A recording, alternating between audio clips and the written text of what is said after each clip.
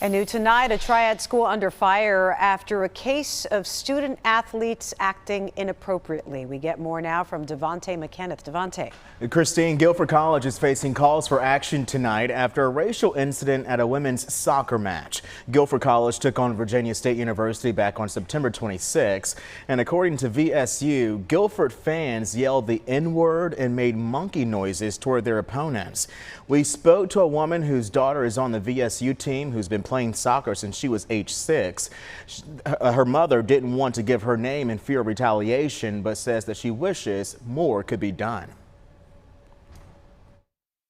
We have played other teams that may be predominantly a certain race, but never have we ever encountered, the name calling, the racial slurs, the just unacceptable behavior ever. So she definitely was kind of torn, just shocked overall that this happened.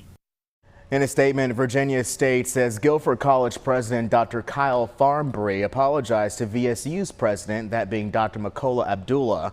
But VSU is calling for Guilford College and its fans to apologize directly to VSU players. It's something the parents want to see happen as well. Dr. Abdullah said in the meantime, quote, "Racist and abusive language has no place in college sports.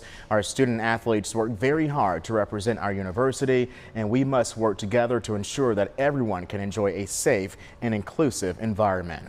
Guilford College's president says the athletic director and the dean of students, he wants them to investigate what happened. Kenny?